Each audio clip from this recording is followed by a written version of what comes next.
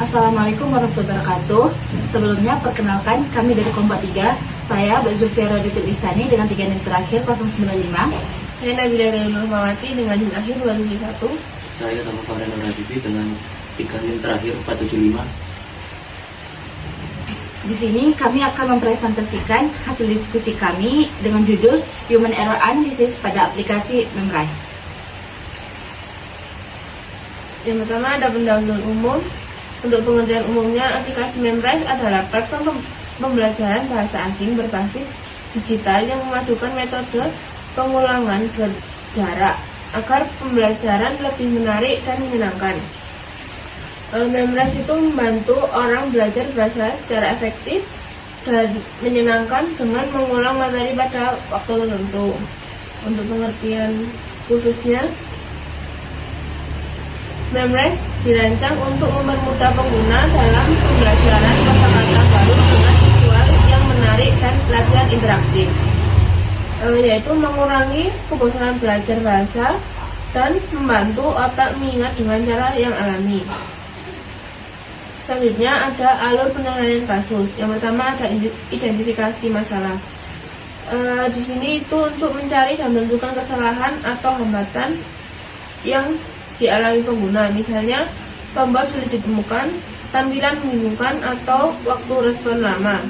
Yang kedua ada analisis arsitektur, yaitu meninjau struktur tampilan aplikasi, bagaimana menu, tombol, dan fitur disusun. Tujuannya memastikan alur penggunaan mudah dan tidak menimbulkan kebingungan. Yang ketiga ada analisis fungsionalitas, yaitu mengevaluasi fungsi setiap fitur, apakah berjalan dengan benar dan sesuai kebutuhan pengguna. Contohnya, apakah tombol teks berfungsi baik, apakah sistem skor atau level mudah dipahami. Yang keempat ada analisis estetika, yaitu melihat tampilan desain, warna, font, lainnya, dan icon. Apakah menarik dan nyaman dilihat, atau justru membuat pengguna cepat lelah atau malas. Yang kelima ada kesimpulan tahapan analisis, yaitu menyimpulkan hasil analisis dari poin-poin sebelumnya, yaitu menentukan di mana potensi human error terbesar dan bagaimana cara memperbaikinya, misalnya dengan desain lebih jelas atau paduan lebih sederhana. Selanjutnya rumusan masalah. Bagian ini menjelaskan fokus penelitian dan pertanyaan utama yang ingin dijawab dari analisis aplikasi Memrise. Surface error, mencari tahu kesalahan tampilan atau navigasi yang mengaruhi pengalaman pengguna. Faktor kognitif dan afektif, menilai bagaimana persepsi kognitif dan perasaan afektif penggunaan terhadap desain aplikasi berpengaruh pada pengalaman belajar. Emosi pengguna, mengamati emosi positif, senang, puas, dan negatif frustasi yang muncul akibat desain aplikasi. Selanjutnya, tujuan dan manfaat. Tujuan penelitian ini lebih menjelaskan arah analisis, menganalisis kesalahan interface yang berdampak pada UX, user experience, mengaji aspek kognitif dan afektif pengguna saat berinteraksi dengan aplikasi, menilai pengaruh desain terhadap emosi pengguna. Dampak positif dari penelitian ini memberi masukan bagi pengembang agar UX Memrise lebih baik, membantu pengguna memahami faktor kenyamanan dalam belajar, menjadi acuan analisis bagi aplikasi pembelajaran lain. Sebelumnya perkenalkan, nama saya Alvina Husna dengan NIM akhir 368. Di sini saya akan menjelaskan tentang case method, yaitu aplikasi Memrise. Yang pertama ada cognitive factors. Yang pertama dari cognitive factor itu ada efisiensi, yaitu fitur latihan berulang efektif untuk memperkuat hafalan. Yang kedua ada efisiensi, yaitu navigasi agak rumit untuk pengguna baru menambah waktu akses fitur. Lalu yang ketiga itu ada cognitive load, yaitu visual dan teks banyak sehingga dapat sedikit meningkatkan beban kognitif atau beban bagi pengguna. Lalu yang kedua ada effective factor, yaitu yang pertama ada estetik, desain cerah dan karakter lucu menambah daya tarik pengguna terhadap aplikasi Memrise ini.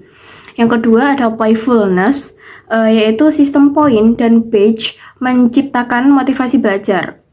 Yang ketiga ada emotion, yaitu pengguna merasa senang ketika menyelesaikan level tetapi frustasi jika koneksi terputus atau mungkin buffering.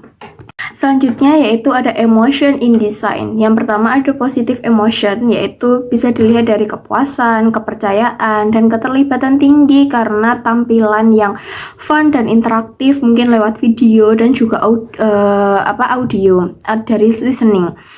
Lalu ada juga negative emotion, yaitu frustasi pengguna atau amarah pengguna yang mengarah ke hal yang negatif karena mungkin saat video tidak bisa diputar atau aplikasi mungkin like dan mungkin ngebug akhirnya tidak bisa terbuka. Itu kan bisa membuat pengguna merasa emosi dan akhirnya bisa meninggalkan aplikasi seperti itu. Selanjutnya yaitu saran. Saran pertama yaitu Memrise memiliki desain interaktif dan menarik. Namun, beberapa aspek UX seperti navigasi dan performa masih perlu diperbaiki. Selanjutnya yaitu faktor kognitif, menunjukkan aplikasi cukup efektif namun sedikit membebani pengguna baru. Yang ketiga yaitu faktor afektif dan emosi, menunjukkan bahwa tampilan visual positif dapat meningkatkan loyalitas pengguna. Selanjutnya ada kesimpulan. Nah, kesimpulan di sini yaitu yang pertama, sederhanakan menu dan navigasi agar lebih intuitif. Yang kedua, perbaiki optimasi video agar tidak terlalu bergantung pada kecepatan internet. Selanjutnya, gunakan loading indikator yang lebih jelas untuk mengurangi kebingungan. Dan yang terakhir yaitu kurangi elemen visual yang berlebihan pada halaman latihan agar fokus pengguna meningkat. Berikut referensi yang kita sarankan. Sekian dari kelompok kami. Wassalamualaikum warahmatullahi wabarakatuh.